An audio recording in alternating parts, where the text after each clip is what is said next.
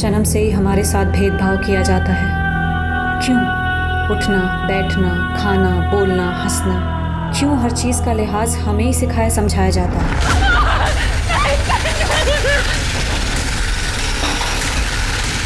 क्या हम इंसान नहीं हैं? है तो इतना भेदभाव क्यों? किस काम की है ये तरक्की? किस काम का है ये समाज जो आज के ज़माने में भी औरतों को इंसान मानने को तैयार नहीं?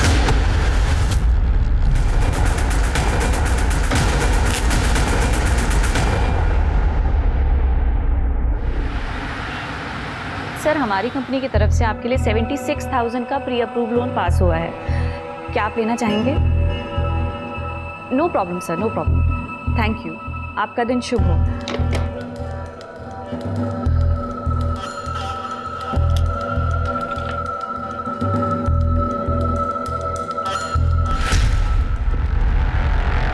Good morning madam.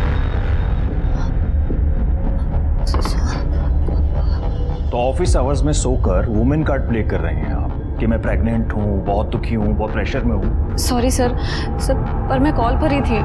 Call disconnect हुआ तो मैं थोड़ा नहीं मैडम, बहुत आराम करती हैं आप, मैं देखता रहता हूँ आपको। और आपके थ्रू जो लोन सैंक्शन हुए हैं ना, अभी तक उनकी रिकवरी नहीं हुई है, उन पर ध्यान दो। अगर वो रिकवरी नहीं हो तो पैसे सारे तुम्हें भरने पड़ेंगे या फिर जेल जाना पड़ेगा, समझिए आप। Sir please calm down sir, ऐसा नहीं होगा। वो रिकवरी जल्दी हो जाएगी। इंस्टॉलमेंट ऐसा होना भी नहीं चाहिए। अगर वो रिकवरी नहीं हुई ना तो सारे पैसे भुगतने के लिए तैयार है ना। तो काम करो और आप लोग भी काम कीजिए।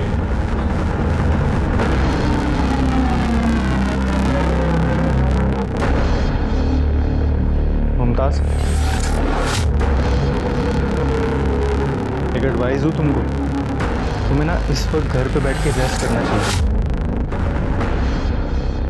वरुण, तुम्हें बताया तो था ना, अहमद का काम ठीक नहीं चल रहा है और जब तक उसका काम ठीक नहीं होगा मुझे ये जॉब करनी पड़ेगी। उसका काम तो कभी भी ठीक नहीं चलेगा क्योंकि वो सीरियस ही नहीं है अपने काम के लिए। उसे पता है ना कि तुम यहाँ पे हो कमाने के लिए। ऐसा नहीं है वरुण, अहमद अपनी पूरी कोशिश कर रहा है। तुम अहमद को ना खुदा मानना बंद करो और ये नवीन सर का लोन क्लियर करवाओ। तुम्हें पता है ना, एक नंबर के कमीने आदमी है।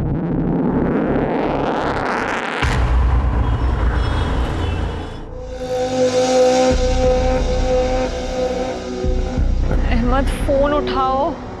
अहमद कहाँ बिजी हो? मुमताज, अभी तक यहीं हो? चलो घर तुम्हें ड्रॉप कर देता हूँ। बैठ जाओ, रात बहुत हो गई है। चलो आराम से।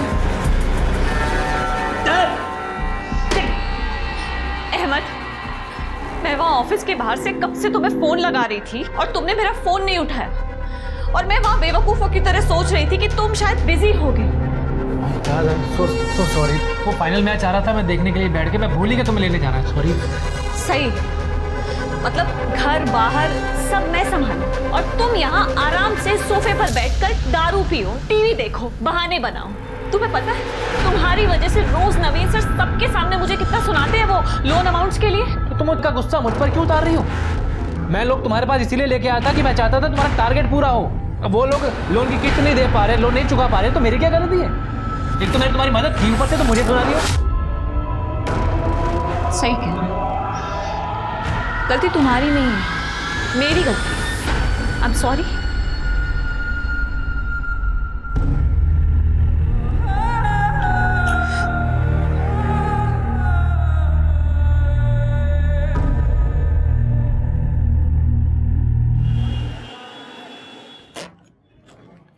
मुमताज, क्या हुआ?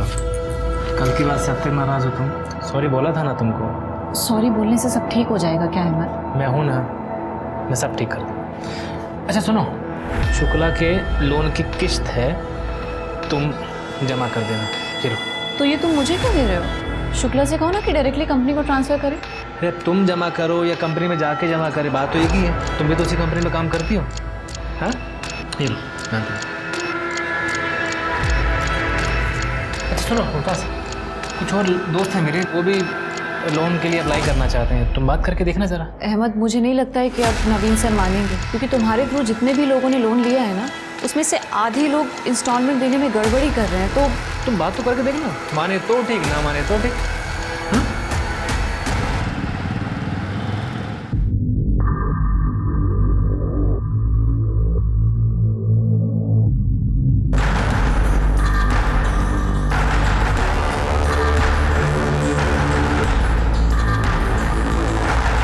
चेकअप पे लिए गए थे ना तुम, क्या कहा डॉक्टर ने? यही कि स्ट्रेस कम लूँ और आराम करूँ, जो कि मेरे लिए पॉसिबल नहीं है। खैर तुम बताओ कब तक वापस आ रहे हो? मुमताज तुम्हें बताया था ना मंडे को आऊँगा, कल पहुँच जाऊँगा 12 बजे तक।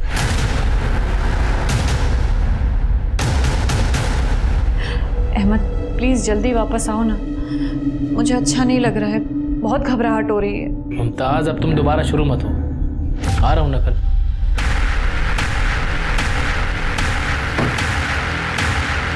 अहमद कौन है? कौन आया? एक मिनट, दरवाजे पर कोई है?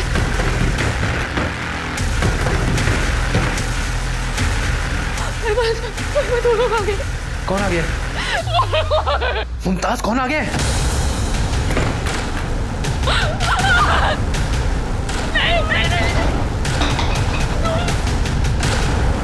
कहाँ ले जा रहा उसे? मुमताज, मुमताज। HR02 AK 2021।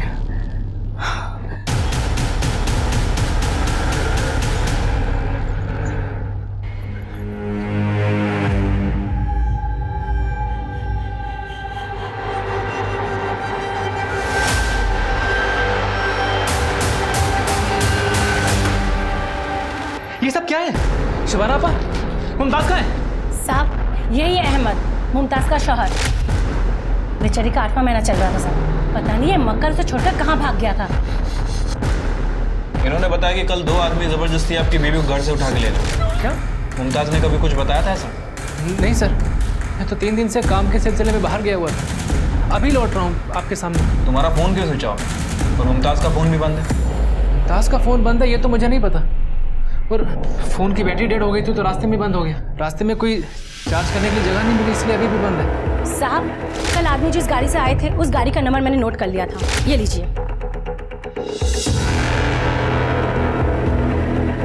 ये गाड़ी तो हरियाणा के रामफल चौधरी के नाम रजिस्टर्ड है। तुमने कभी सुना इस रामफल चौधरी का नाम? अच्छा, मुमताज का हरियाणा से कोई कनेक्शन? सर मायका है हरियाणा में मुमताज का, हम दोनों ने भाग की शादी की है। मुमताज के घर वाले इस शादी के सख्त खिलाफ थे। सर मुझे लगता है कि मुमताज के घर वालों ने उसे उठाया है। सर जिस लड़की की किडनैपिंग हुई है वो एरिया आपकी ज्यूरिडिक्शन में आता है, और जिस गाड़ी से किडनैपिंग की गई थी वो गाड़ी भी इसी एरिया से रजिस्टर्ड है। लड़की का अपने घर से भागकर शादी करने का मामला है सर। ये लोकल लोग घर से भागकर शादी करने को या गैर बिरादरी में शादी करने को गलती नहीं पाप समझते हैं। ये लोग अभी भी पुराने रीति रिवाजों को पकड़ के बैठे हैं।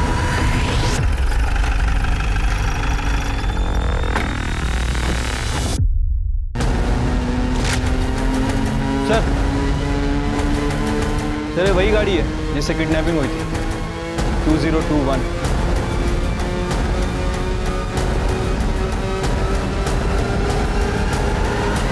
आओ दरोगा आओ भाई, आओ भाग्य मारे। क्या लोगे? चाय पानी कुछ? पता था पुलिस आने वाली है तो पहले ही पंचायत जोड़ ली। दरोगा ये गांव है, यहाँ पूरा गांव दांत कटी रोटी की तरह रहता है। सारे शहर जैसा न है, बगल में कोई रह रहा है सालों से और पता ही नहीं कौन है। या था हमारी रोज की बैठक से। वो गाड़ी तुम्हारी है? हाँ तो ये कि इस गाड़ी में दिल्ली से मुमताज अहमद नाम की औरत को किडनैप किया गया है। क्या नाम है? मुमताज। सुना भाई, मुमताज किडनैप हो गई। ओ शाहजहां पता नहीं कहाँ खड़े खड़े इंतजार कर रहा। मजाक नहीं कर रहा हूँ मैं भी मजाक नहीं कर रहा। कौन था?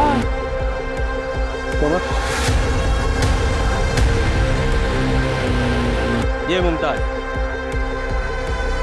ये मुमताज ये शांत खड़ा है। मुमताज नहीं, ये ज्योति है मेरी बहू, मेरे बेटे संदीप की लुगाई। और 6 महीने पहले ये भगा कर ले गया था। और भाई चोर का सीना तो देखो कैसे चोड़ा कि पुलिस लेकर आ गया। वो जो मुमताज है ना, ज्योति, जब भागी थी तो उसकी कंप्लेंट हमने की थी। उसकी FI कॉपी है हमारा, ला दिखा। ये देखो जी, ये है वो कॉपी। हमारे गांव का छोरा कपिल परसों दिल्ली गया था, तो ज्योति से टकरा गया। उसने आके गांव में बताया कि ज्योति तो दिल्ली में रह रही। तो हम जाके उसे उठा लाए। अब ये बताओ इसमें किडनैपिंग किस बात की? उस लड़की का नाम ज्योति है तो तुम मुमताज क्यों बता रहे हो? सर ये लोग ठीक कह रहे हैं, उसका असली नाम ज्योति और मेरा पंकज है। सर हम दोनों नाम बदल कर ही दिल्ली में रह रहे थे। हम अगर नाम नहीं बदलते ना तो ये लोग हमें ढूंढ के जान से मार देते सर, हमारी मजबूरी थी। हाँ जी, हो गई आपकी तसल्ली। अब आपका काम हो गया, आप निकलो यहाँ से। ये हमारे घर का मामला है, हम निपट लेंगे। सर प्लीज, सर प्लीज आप एक बार ज्योति को बाहर बुला दीजिए, उसकी जान को खतरा है सर। अरे उसकी छोड़ तू अपनी सोच। बोले करना यहाँ से पीछे हम बाहर ही लुकाइए, मैं देख लूंगा क्या करना उसे। सर ज्योति के पेट में मेरा बच्चा है सर, मेरे बच्चे की जान को खतरा है सर। अरे मार मार का तीसरा बना दूंगा तेरा। उसके पेट में तेरा नाम मेरा बच्चा है। के पेट में मेरा बच्चा है। मैं खाल मसाला मांग रही है तेरी, जैसा बोलेगा नहीं गाड़ दूंगा। शांत खड़ा रहे। जिस औरत को किडनैप करके लाए हो, मुमताज या ज्योति जो भी है, इससे मिलना है और मिलके ही जाएंगे। तुम्हारी बात समझ में? चलो हटो। हमारा घर है, अंदर जाके दिखाओ। दरोगा अंदर तो जा नहीं पाओगे, मैं भी देखूं थारे में भीम कौन है। अरे पीछे हटो। ए दरोगा, इतना चिल्लाने की जरूरत नहीं था। ज्योति हमारा वारिस हमें देख के चली जाए, फिर सुसली जहां जाना चाहे, कोई मतलब ना है मेरा।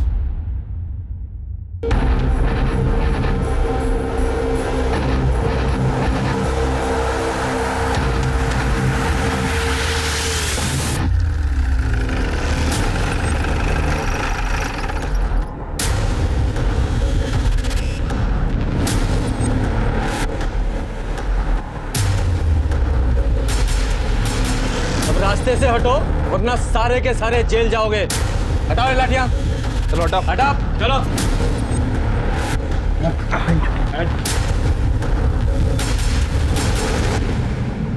शर्मा, तोमर, ये दोनों कमरे चेक करो।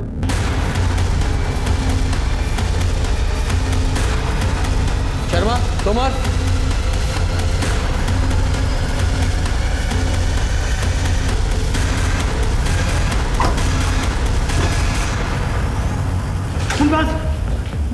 कैसे तुम ठीक हो ना बेटा? ठीक है चलो।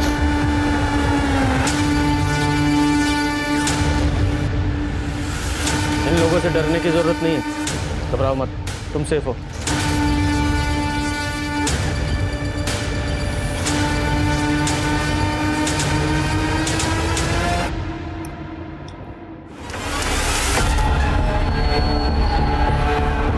देखिए गांव वालों से तो हमने काफी कुछ सुन लिया, अब आपकी स्टोरी आप बताइए। सर मेरे बापू एक गरीब किसान है, जमीन के नाम पर एक छोटा सा टुकड़ा है जिसकी कमाई से घर चलाना बहुत मुश्किल है। पढ़ाई तो दूर की बात थी सर, पर मैंने बहुत मेहनत की सर। पढ़ाई में अच्छी थी मैं, इसलिए ग्रेजुएशन तक वजीफे पे मैंने स्कॉलरशिप पर अपनी पढ़ाई पूरी की। मैं काम करना चाहती थी सर, कुछ बनना चाहती थी। फिर एक दिन पास वाले गांव में एक शादी में गई मैं, वहां संदीप की नजर मुझ पर पड़ी। उसने अपने बापू को रिश्ता लेकर मेरे घर भेज दिया सर, और मेरे बापू को लगा कि लड़के की शादी बिना दहेज के हो रही है तो उसकी शादी कर दो। तो उन्होंने मेरी जबरदस्ती शादी कर दी संदीप के साथ, जहां मुझे प्यार इज्जत कुछ ना मिला, लेकिन इतना काफी नहीं था सर। एक दिन अरे आप कुछ चाहिए आपको? हाँ, तू चाहिए? तू तो मलाई की तरह एकदम। छोड़ो मुझे। अरे काहे गला फाड़ रही है छोरी? ये क्या नारा लगा रखा है? हाँ नहीं, क्या कर रहे हैं? अरे महाराज छोरा आज्ञाकारी है, इजाजत लेकर ही अंदर आया, समझी? और एक बात कान खोल के सुनिए, अब तो सिर्फ संदीप की लुगाई नहीं है, रिंकू की भी लुगाई है। क्या? अब एक ही कोख से बच्चे हो जाए ना दोनों के, तो फिर कल जमीन जायदाद के लिए दोनों भाई के बीच में राड़ा नहीं होगा, समझी? क्या कह रही हैं आप माँ जी? सुना आपने? क्या कह रही है माँ जी? ज्योति समझा कर, जिस बात में परिवार की भलाई हो ना वो मान लेनी चाहिए। चल जा। शाबाश छोरा शाबाश। देखा माँ की कितनी फिक्र है छोरे में। अब एक बात तू भी सुन ले, तू भी मान जा, और अगर नहीं मानेगी ना तो तेरे बाप के घर छोड़ आएंगे, फिर दिखाती रहना अपनी मास्टरानी उधर। अरे ब्याही हुई छोरी घर पर जाएगी ना माँ बाप के, तो तेरी बहन की शादी तो होने से रही। सर मैंने ये सब अपने बाबू को बताया, लेकिन उल्टा वो मेरे ससुराल वालों को सपोर्ट करने लगे। उस दिन के बाद दोनों भाइयों का जब जी चाहता वो मेरा रेप करते। और मुझे ये सब सहना पड़ता क्योंकि मेरे पास और कोई चारा नहीं था सर। फिर एक दिन मैं पंकज से मिली। वो गांव में बाहर से कुछ मजदूरों को लेकर आया था ठेके पर। उसने मुझसे वादा किया कि वो मुझे इस नरक से छुटकारा दिलाएगा। पहले तो मैं डर गई, मुझे ये सब इम्पॉसिबल लगा सर कि कई लोगों को पता लग गया और मुझे जान से मार दिया तो। लेकिन जब मैं प्रेग्नेंट हुई सर, तब मैंने सोच लिया था कि अपने बच्चे को इस माहौल में नहीं जीने दूंगी, उसे यहाँ पैदा नहीं होने दूंगी सर। इसलिए मैं पंकज के साथ दिल्ली भाग गई। मुझे लगा कि मैं उस नरक से निकल चुकी हूँ, लेकिन ऐसा नहीं था सर, ऐसा नहीं था सर। मैं आपके हाथ जोड़ती हूँ सर, मैं आपके सर, मेरे बच्चे को बचा लीजिए सर, सर प्लीज, मैं हाथ जोड़ती हूँ सर, ये लोग मुझे मार देंगे रे दरोगा झूठ बोल रही से छोरी। अरे तने कद सुना कि बहु विवाह हुए, छोरी का ब्याह एक छोरे से हुए और सबकी लुगाई बन जाएगी। अरे जाके संग कोई अत्याचार होता तो मैं चुपचाप सहन करता। ये सब तो इस छोरे के चक्कर में खड़ा रहे चुपचाप। अरे तने मारे पीछे पड़ जाओ और ये जाके संग गेल हो जाए। अरे झूठा इल्जाम लगा रही से मारे पे। सर मैं झूठ नहीं बोल रही सर, मैं झूठ नहीं बोल रही। हाँ झूठ ना बोली से। अरे इसके लक्षण तो शुरू से ठीक ना थे, इसीलिए तो जल्दी ब्याह करा दिया मैंने इसका, ताकि बिरादरी में नाक ना कटे मारी। सर प्लीज मेरा यकीन करिए सर। आप चाहे तो बिट्टो से पूछ सकते हैं, उसको सब पता है इन लोगों ने मेरे साथ क्या क्या किया है सर। बिट्टो कौन है? नौकरानी थी हमारी और इसकी घड़ी लाडली है। अब से तुझे फटे पुराने कपड़े पहनने की जरूरत ना है, ये ले, अब से इन्हें पहन। और किसी चीज की जरूरत हो ना तो बता देना। हाँ लुटा दे, सारा घर लुटा दे इस पे। नौकरानी को महारानी बना दे, पैर की जुत्ती को सिर पे चढ़ा रखा है। बुलाइए बिट्टो को। कहां से बुलाएं? ये भागी, उसके पीछे वो भागी। 2 महीने हो गए, घर का पैसा जेवर सब लेके भागी। और आपकी थाने में रिपोर्ट लिखाई थी चोरी की, ना बिट्टो मिली ना चोरी का सामान। नहीं सर ऐसा नहीं हो सकता सर जरूर इन लोगों ने बिट्टो के साथ कुछ किया है सर। मैं तेने बता रहा हूँ दरोगा, ज्योति में इतना दिमाग ना है। ये सारी करतूत ना इस नीच की है कि सारा इल्जाम हमारे पे लगा दे और हम इसके झूठ की सजा काटते हैं। नहीं सर नहीं, मैं ऐसा बिल्कुल नहीं चाहता हूँ सर। मैं बस इतना चाहता हूँ कि मेरी होने वाली औलाद सही सलामत रहे, जो ज्योति के पेट में मेरा बच्चा। ज्योति तुम कहते क्यों नहीं है कि मेरी औलाद है? अरे बता ज्योति, इधर देखो, ये मेरी औलाद नहीं। ज्योति तुम्हारे लिए मैं यहाँ मरने चला आया, इन सबसे बचने के लिए तुमने मेरा इस्तेमाल किया। दरोगा जी देख लिया आपने, मैंने पहले ही बताया था आपको कि ये बालक ये संदीप का है और ये है संदीप की लुगाई। और बिना तलाक की ये शादी वैसे भी गैर कानूनी है। हमको कुछ नहीं चाहिए, हमें अपना बारिश मिल जाए, फिर इसकी मर्जी जहां चाहे वहां चली जाए। चल उठा ले, चल इसको। पंकज प्लीज मुझे अपने साथ ले चलो। पंकज ये लोग मुझे मार देंगे। पंकज प्लीज। सर आपको जो करना है कीजिए, मेरा इसके साथ कोई रिश्ता नहीं है। पंकज बंद कर तेरा नाटक। और कितनी बेइज्जती करवाएगी मारी तू? संदीप चल गाड़ी में बैठा इसको। नहीं सर मुझे उनके साथ नहीं जाना है सर, मुझे बचा लीजिए सर, मेरे बच्चे को बचा लीजिए, बहुत डर लग रहा है। ज्योति आप लोगों के साथ नहीं जाएगी, अपने पिता के साथ जाएगी। दरोगा क्या बोल रहा थे?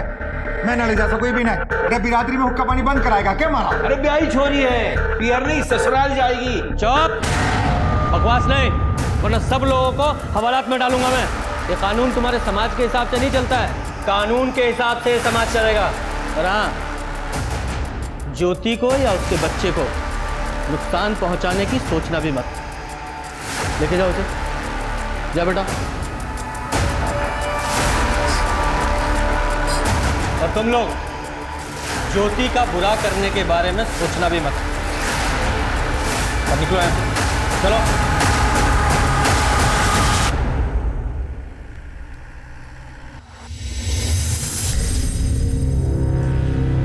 दीदी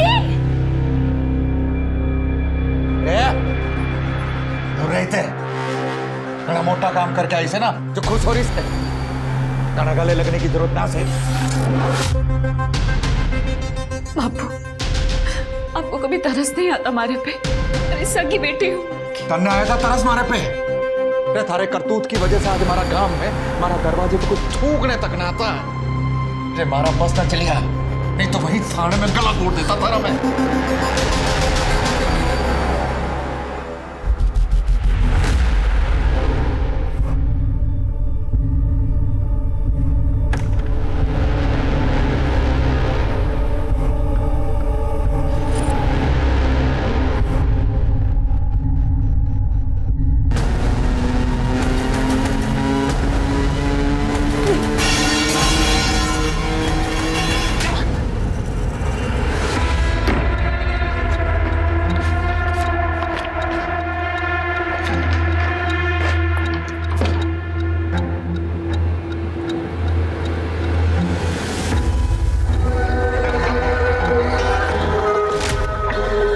यार पूरा घर छान मारा है, कहीं नहीं मिल रहा। यार तो इतनी सी चीज संभाल के नहीं रख सकता। अब गलती की है तो भुगत। अब मुझे तो समझ में नहीं आ रहा क्या करूं, तू ही बता दे। मुझसे मत पूछ, जो करना है कर।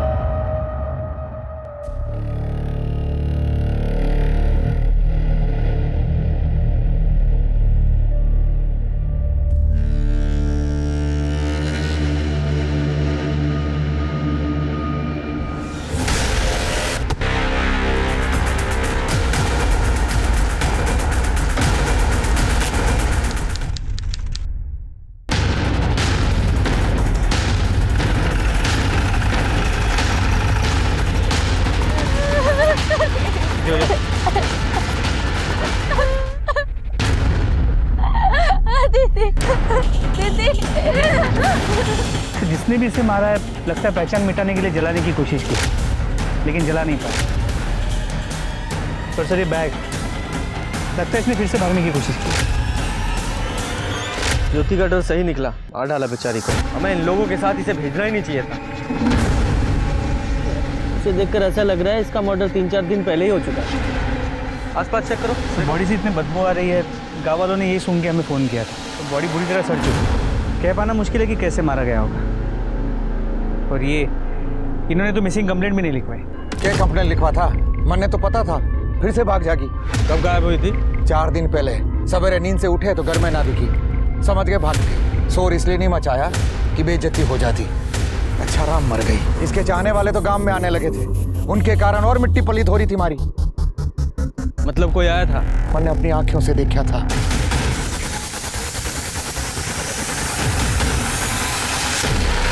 जब उसने मारा घर छोड़ ही दिया था, हमारे वारिस को लेके भाग गई थी, इज्जत का भट्टा बिठा दिया, तो फिर हमें क्या मतलब?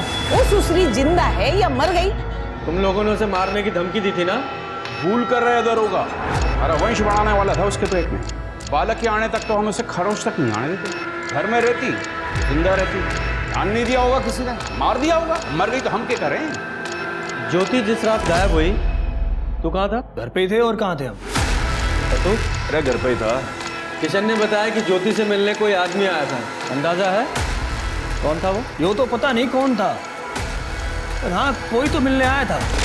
भाई साहब, ये ज्योति का घर यही है क्या? हाँ भाई साहब। क्या घर तो यही है, बाकी तू बता, तू कौन है? क्या काम है तूने ज्योति से? भाई साहब जेल भिजवाना है उसको। मुमताज बन के मेरे ऑफिस में काम कर रही थी और पैसे लेकर भागी है वो। बोला तू जेल भिजवाएगा? बेवकूफ लग रहे हैं हम। नहीं नहीं भाई साहब देखिए, आशिकी उड़ाने आया ना ज्योति से। और समझा। अरे ये तेरी ज्योति मुमताज जो कोई भी है अभी आना रहती, अपने बाप के घर पे हुआ, वहीं जाके मिल। शर्मा, ये ज्योति ने बताया था कि उसे बहुविवाह पॉलीगैमी के नाम पर दोनों भाइयों के साथ सोने के लिए मजबूर किया जा रहा था, जिसकी गवाह उनके घर की नौकरानी वो बिट्टो थी। ज्योति झूठ बोल रही है सच बोल रही है, ये जानने के लिए बिट्टो का मिलना बहुत जरूरी है। लेकिन सर ज्योति के ससुराल वालों ने कंप्लेंट लिखवाई थी कि बिट्टो उनके घर पे चोरी करके भागी। तुम्हें लगता है ये ज्योति के ससुराल वाले सच बोल रहे हैं? हेलो, क्या? ठीक है सर, दिल्ली से पीएसआई तोमर का फोन। पंकज अपने घर से गायब है या गायब कर दिया गया है? शर्मा, इस पंकज के कॉल रिकॉर्ड्स और मोबाइल लोकेशंस निकालो और अपने खबरियों का अलर्ट करो। ये बिट्टो और इस पंकज दोनों का मिलना बहुत जरूरी है। इतनी जल्दी क्यों है तने मरने की? एक बार मारा काम हो जाने दे, फिर तेरी यो इच्छा भी पूरी कर देंगे। उससे पहले तने मरने तो देंगे ना हम। इसलिए खा पी के तू मस्त रह। नहीं, मुझे जाने दो, मैं किसी को कुछ नहीं बताऊंगी, मुझे जाने दो यहाँ से। यो तेरी सजा है जिसे तुझे भुगतना पड़ेगा। मुझे नहीं खाना।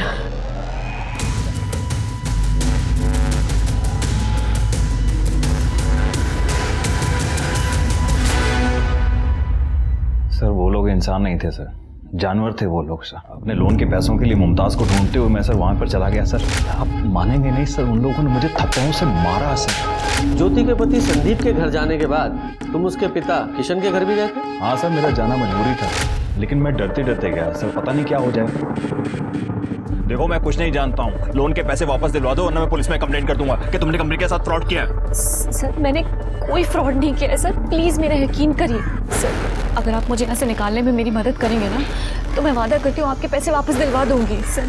मैं मेरे होने वाले बच्चे की कसम खा रही हूँ सर, मैंने कोई धोखा नहीं दिया, उल्टा मेरे साथ धोखा हुआ सर। प्लीज मेरी मदद करिए। देखो मुझे बेवकूफ मत बनाओ इस तरह से बार बार, आई ना समझ में? कौन है तू? सर वो गिड़गिड़ा रही थी सर, बच्चे की कसम खा रही थी। मुझे समझ में नहीं आ रहा कि फ्रॉड उसने किया या फिर किसी और ने किया।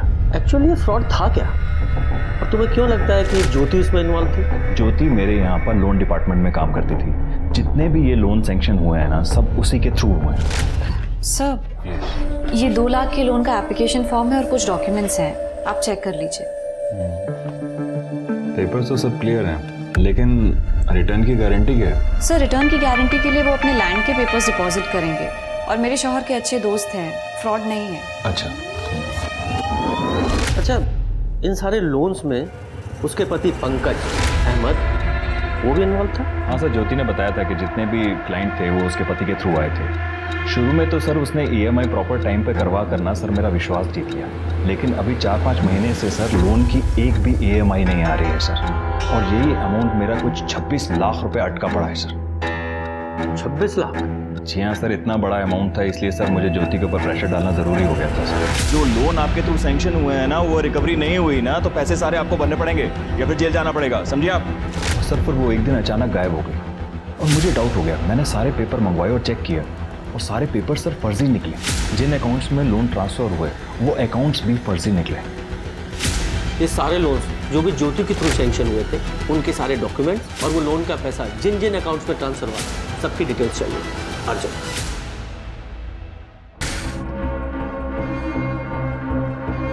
शर्मा, ये पंकज और लोन का 26 लाख रुपया दोनों ही गायब है। लगता है दोनों ही फ्रॉड भी है। सर मुझे तो इस नवीन पे भी डाउट लगा, ज्योति की वजह से उसे 26 लाख का फटका लगा और वो इतने आराम से बैठा हुआ है। ये नवीन ने जो स्टोरी सुनाई है, जरा पता करो उसमें कितनी सच्चाई है। जी सर।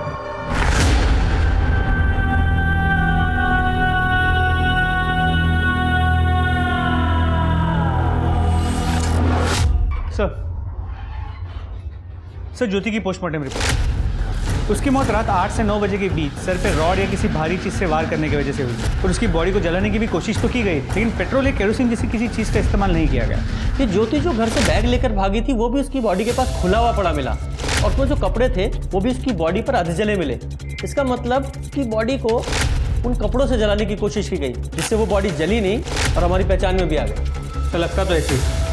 और ये पंकज, उसके कॉल रिकॉर्ड से कुछ पता चला? सर उसका फ़ोन फर्जी डॉक्यूमेंट्स पे लिया गया है, और ज्योति के मर्डर के वक्त उसकी लोकेशन उसके गांव की। और ये प्रॉपर्टी के पेपर? सर वो भी फर्जी, कुछ फर्जी। ये सिम कार्ड, ये भी फर्जी डॉक्यूमेंट पे लिए गए। ये प्रॉपर्टी के पेपर्स फर्जी, यहाँ तक कि बैंक के सारे अकाउंट वो भी फर्जी डॉक्यूमेंट पे खोले गए। पता करो ये सारे अकाउंट किसने और कैसे खुलवाए, और ये भी पता करो उन सारे अकाउंट से किसने और कब कब पैसे निकलवाए। इसी से इस पंकज और ज्योति के फ्रॉड का पता चले शायद। जी सर। और सुनो, ये बिट्टो, इसका कुछ पता चला? सर नहीं, हमारे खबरी काम कर रहे हैं, लेकिन अब तक कोई इन्फॉर्मेशन नहीं मिल पाई। हमने गांव के लोगों से भी ये पॉलीगेमी बहु विवाह के बारे में पूछताछ करने की कोशिश की। सब लोग ज्योति के भागने को गांव की इज्जत के साथ जोड़ रहे हैं, कोई कुछ नहीं बता। शर्मा, ये तो पता करना पड़ेगा कि ज्योति घर से भागने के लिए झूठ बोल रही थी, या सचमुच में ऐसा था कि दोनों भाई उसे बीवी बनाकर उसके साथ रेप कर रहे थे। तो बिट्टो को ढूंढना पड़ेगा, क्योंकि वही असली सच्चाई है।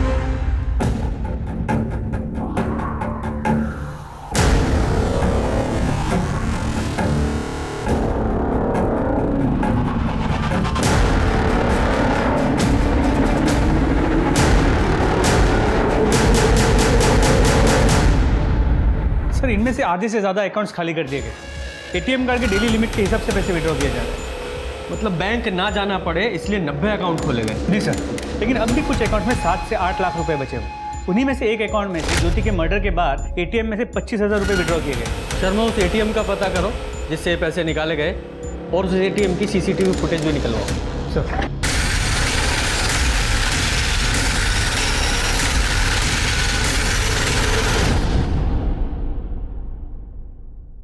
सर, पंकज की मोबाइल लोकेशन के मुताबिक जिस वक्त ज्योति को किडनैप किया गया उसकी मोबाइल की लोकेशन जयपुर के जगतपुर एरिया की थी। पर यह भी पता चला कि हर महीने 15 दिन में उसकी मोबाइल की लोकेशन उसी एरिया में 3 से 4 दिन के लिए होती है। जयपुर की लोकल पुलिस को इन्फॉर्म करो और पता करो इस पंकज का उस एरिया से क्या संबंध है। जी सर, जयपुर पुलिस पंकज की तलाश कर रही है लेकिन वो अब तक हाथ नहीं लगाए। और सर, इसमें दिल्ली हरियाणा बॉर्डर के उस एटीएम की फुटेज है जहाँ पे ज्योति के मर्डर के बाद फेक अकाउंट से 25,000 रुपए निकाले गए। याद है, मुंह पे गमछा बांधा हुआ है, शक्ल तो पहचान में नहीं आ रही है। शर्मा, तो पंकज जैसा तो नहीं लग रहा है, तो बॉडी स्ट्रक्चर से मैच नहीं हो रहा। एक काम करो, इस एटीएम से इस टाइम पर जितने भी नोट निकाले गए उनके सारे सीरियल नंबर बैंक से पता करो। और हाँ, वो लड़के जो वेरिफिकेशन के लिए जाते हैं ना, इन सारे 90 अकाउंट्स के वेरिफिकेशन के लिए जो लड़के गए थे उन सबको पूछताछ के लिए बुलाओ। सर, कैसे पॉसिबल है कि फर्जी डॉक्यूमेंट से 90 अकाउंट खुल गए और किसी को गलत नहीं लग रहा? Excuse me.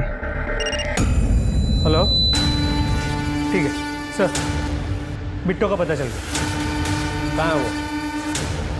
एक आदमी को रास्ते पर बेहोश पड़ी मिली थी, वहीं इसे हॉस्पिटल लेकर आया। जैसे ही इसे होश आया बोली पुलिस को बुलाओ। बहुत ही डरी हुई थी। कहाँ थी तुम इतने दिन और किससे बचकर भाग रही थी? पूरा जानवर लोग ऐसा, वो इंसानों का परिवार नहीं, राक्षस है वो लोग। गांव में अम्मा की तबीयत खराब है, थोड़े पैसे चाहिए। 4 दिन पहले तनख्वाह दिए तेरे को, अब किस बात के पैसे मांग रही है? थोड़ा एडवांस चाहिए, काम करके सब चुका दूंगी। काम तो बड़ा, तू यहाँ हल चला रही से, लाखों में सैलरी है जो तुझे एडवांस चाहिए। भाई ध्यान रखिए उस पे, चोरी चकारी करके भाग ना जाए। जब खड़ी मुंह के देख रही है, जा जाके लस्सी लेके आ। बिट्टो, अरे क्यों उदास है तू? कितने पैसे चाहिए? 10,000 चाहिए थे। 10 बस, ये ले पूरे 20 वापस नहीं करना तेरे को, मैं खुद वसूल कर लूंगा। हाँ देख, मैं क्या कह रहा था, सुन, तेरे को माँ का इलाज कराऊंगा। माँ का सोचकर हम सब बर्दाश्त करते थे। अच्छा, ये ज्योति घर से गई क्यों थी? उनकी किस्मत भी हमारी तरफ फूटी थी।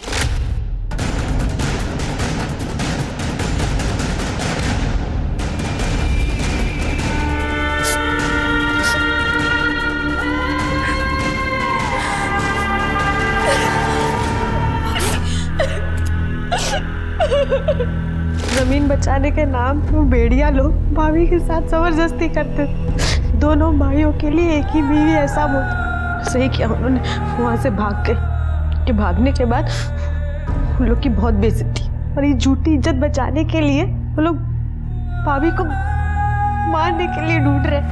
मतलब रामफल और उसके दोनों बेटों ने तुम्हें कैद करके रखा था, पर मजबूरी में ही सही तुम वो कर रही थी जो वो करवाना चाहते थे। तेरे इन दो नालायकों ने पहले ज्योति की जिंदगी बर्बाद की और तूने बिट्टो की। जब ज्योति से वारिस चाहिए था तो उसे मारा क्यों? हमने उसे नहीं मारा, हमें तो बच्चे के आने का इंतजार था। अगर तूने नहीं मारा तो तेरे नालायक बेटों ने मारा होगा ना? मारना होता तो थारे आके उसको बचाने का इंतजार थोड़ी ना करते, कद का मार देते सर। हमने नहीं मारा साहब, वारिस की खातिर हमने बिट्टो को नहीं मारा तो ज्योति को कहां से मारेंगे हम? शर्मा, ये इतनी आसानी से नहीं बताएंगे, हड्डियां तोड़ो इनकी। सर सच बोल रहे हैं सर। सर, हम लोग कॉन्ट्रैक्ट बेस्ड काम करते हैं, टारगेट पूरा नहीं होता तो सैलरी भी नहीं मिलती, इसलिए जो भी व्यक्ति जहाँ बुला लेता है वेरिफिकेशन के लिए वहाँ चले जाते हैं। उन लोगों को देखोगे, पहचानोगे? हाँ सर, श्योर, पहचान लेंगे।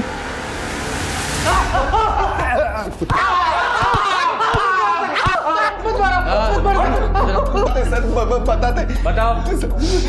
सर हमें झूठे वेरिफिकेशन के लिए पैसे मिले थे सर। किसने दिए थे पैसे? बोल। सर, पंकज ने, वो हमें अलग अलग जगह पे मिलने के लिए बुलाता था और उसने कहा था इस काम के लिए पैसे मिलेंगे और हम मान भी गए, पर कुछ दिन बाद पैसे आना बंद हो गए और वो दोनों गायब भी हो गए। वो दोनों? दूसरा कौन था? मतलब कोई औरत थी? नहीं सर, वो औरत नहीं, आदमी था। पंकज भाई, अकाउंट्स में कुछ गड़बड़ हुई है। मैं बैठा हूँ ना बैंक में, तुम लोग टेंशन मत लो, मैं सब संभाल लूंगा, तुम पर कोई हाथ नहीं डालेगा। तू तो उन्हें बचा रहा था ना, तो अब आया ना पुलिस के हाथ में, तो अब कौन बचाएगा तुझे? पंकज कहाँ है? बोल, पंकज कहाँ है? जयपुर में।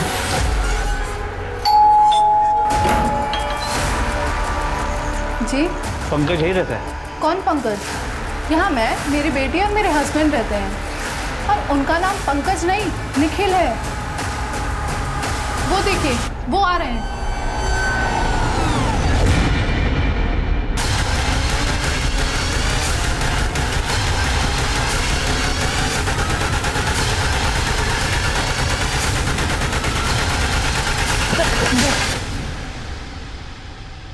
सर मेरा असली नाम निखिल है। मैंने ज्योति से झूठ कहा था कि मेरा नाम पंकज है। सर मैं पहले से शादीशुदा हूँ और ज्योति को मेरे सच के बारे में पता ना चल जाए, इसीलिए झूठ का सहारा लिया था। समझ गया, आगे बोल। सर सुमित और मैं एक साथ जयपुर से दिल्ली आए थे। सुमित की तो दिल्ली में बैंक में नौकरी लग गई, पर मुझे कहीं जॉब नहीं मिली, तो मैंने सुमित के साथ मिलकर एक प्लान बनाया। देख, तू अगर अपने बैंक में फर्जी अकाउंट खुलवा दे तो हम लोग रातों रात अमीर हो सकते हैं। अब इतने सारे अकाउंट खोलने के लिए बहुत सारे लोग और डॉक्यूमेंट चाहिए। अरे वेरिफिकेशन होता है यार बैंक की तरफ से। देख, तू बस वेरिफिकेशन संभाल ले, लोग और डॉक्यूमेंट्स मैं अरेंज कर दूंगा। सर मैं सेल्स में था, लोगों को फंसाना मुझे बहुत अच्छे से आता है। पैसों का लालच देकर मैंने कुछ लोग खड़े किए और इसने फर्जी डॉक्यूमेंट्स पे उनके अकाउंट खुलवा दिए। और उसके बाद तूने ज्योति को बेवकूफ़ बनाकर फर्जी प्रॉपर्टी के कागजात बनाए और उन कागजात पर लोन्स उठाए। जी सर। वो बेचारी तुझे फरिश्ता समझ रही थी, तो शैतान निकला। उसे मारा क्यों? नहीं सर, मैंने मारा नहीं है सर ज्योति को। अच्छा दिखा, ये जिस दिन ज्योति का मर्डर हुआ तेरी लोकेशन उसी गांव में थी, सच बोल, क्यों मारा उसे? सर मैं मानता हूँ कि मैं ज्योति के गांव गया था, लेकिन उसे मारने नहीं गया था, अपनी पासबुक और एटीएम लेने गया था। सर सुमित ने तो सारे पैसे अपने अकाउंट से निकाल लिए थे। मैंने अपना पूरा घर छान मारा, ना तो मुझे पासबुक मिली ना एटीएम मिला। सर मैं अच्छे से जानता था कि ज्योति के गांव जाना खतरे से खाली नहीं है, पर मैं क्या करता वही बार बार फोन करके बुला रही थी, तो मुझे लगा मैं गांव जाऊंगा, उसे इमोशनली ब्लैकमेल करूंगा और अपना पासबुक और एटीएम ले लूंगा। तुमने मुझसे झूठ बोला, फ्रॉड किया मेरे साथ। देखो, तुम्हें अगर पासबुक और एटीएम चाहिए ना, तो बदले में तुम मुझे यहाँ से ले जाओ। सोच लो पंकज। हाँ तो मैं तुम्हें लेके जाऊंगा ना ज्योति, लेकिन उसके लिए मुझे पासबुक और एटीएम चाहिए ताकि मैं सब अरेंज कर पाऊँ। जैसे सब अरेंज हो जाएगा मैं तुम्हें यहाँ से ले जाऊंगा पक्का। तुम्हारी नीयत मैं समझ चुकी हूँ पंकज, अब तुम्हें पासबुक एटीएम कुछ भी नहीं मिलेगा। सर उसके बाद ज्योति वहाँ से चली गई, मेरे फंसे हुए पैसे मिलने का कोई चारा ही नहीं था। और सर मैं जानता था कि ये फ्रॉड का केस एक दिन सामने ज़रूर आएगा, इसलिए मैं चुप बैठ गया था। पर सर मैं कसम से कह रहा हूँ सर, मैंने ज्योति को मारा नहीं है सर। अगर ये पंकज सच बोल रहा है तो इसका मतलब ये है कि ज्योति को किसी गांव वाले ने या उसी के घर वाले ने मारा है, जिसे पता था कि ज्योति के पास पासबुक और एटीएम कार्ड है, क्योंकि एटीएम से पैसे ज्योति के मरने के बाद ही निकाले गए। तो मैं एक काम करूँ, जरा गांव में पता करो कि कौन है जो अचानक से अमीर बन गया है और पैसे उड़ा रहा है। जी सर।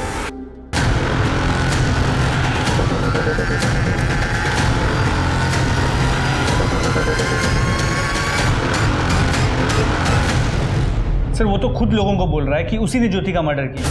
जोर शोर से शादी की तैयारियां चल रही, पर एडवांस में वही सीरियल नंबर के नोट्स बांट रहा है जो ज्योति के मर्डर के बाद एटीएम से निकाली गई। उठाओ इसे। तो बता, क्यों मारा अपनी बेटी को? कभी न मैंने नहीं मारा, हमारी छोरी ने। अच्छा, जो तो खुद ही बताता हुआ घूम रहा है पूरे गांव में कि मैंने अपनी बेटी को मार दिया, वो क्या है? अरे वो तो इज्जत की खातिर झूठ बोलना पड़ेगा दरोगा। अरे अपने गांव में बिरादरी की इज्जत की खातिर अपनी छोरी ज्योति का खून मैंने अपने हाथों से कर दिया। अच्छा? और वो झूठ मैंने खुद फैलाए थे, तभी तो बबलू का बाप बबलू और प्रिया की शादी के लिए तैयार हो गया। इतने सारे पैसे तेरे पास आए कहाँ से? क्यों? क्योंकि जिसने तुझे वो पैसे दिए, ज्योति का मर्डर उसी ने किया है। यूं तो ज्योति को मारने के बाद एटीएम से पैसे तूने निकाले थे।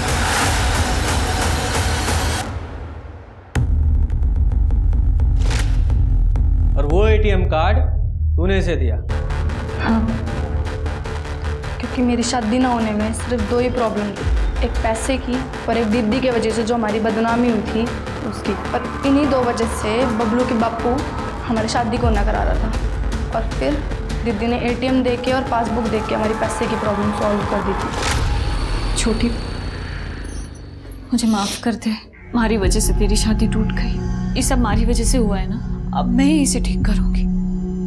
ये ले पासबुक और ATM कार्ड। इस अकाउंट में ना कम से कम 7-8 लाख रुपए है। इससे तेरी और बबलू की शादी धूमधाम से हो जाएगी। फिर मैंने बबलू को बताया कि हमारी पैसे की प्रॉब्लम सॉल्व हो गई है, तो उसने कहा पैसे तो हो गए, पर जो दाग इज्जत पे लग गया उसका क्या? जब तक वो नहीं धुलेगा ना, हमारा पप्पू ना ब्याह के लिए हानि करे। और ऊपर तक तो ज्योति थारे ही घर में थारे ही साथ रह रही है। मैंने तेरा बाप नहीं समझ में आता, मारने के बजाय उसकी तीमरदारी में लगा हुआ है। अरे वो नहीं मार रहा तो क्या हो गया, हम मार देते हैं, है ना? और सारा पैसा भी हमारा ही हो जाएगा और तेरा बापू भी खुश हो जाएगा।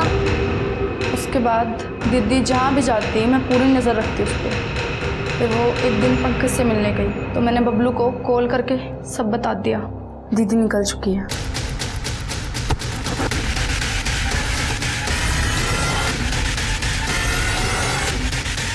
कपड़ा निकाल बैठ।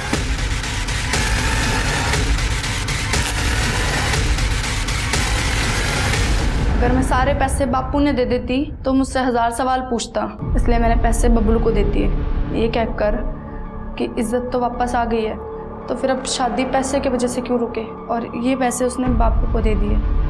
और वैसे भी मेरी शादी दीदी की वजह से टूटी थी, हमारी बदनामी हुई थी, पहले जैसा सब करना था, तो इसलिए मार दिया दीदी को। अब जाओ जेल, वहीं निकलेगी तुम्हारी बारात। हम सुधरेंगे तो समाज सुधरेगा।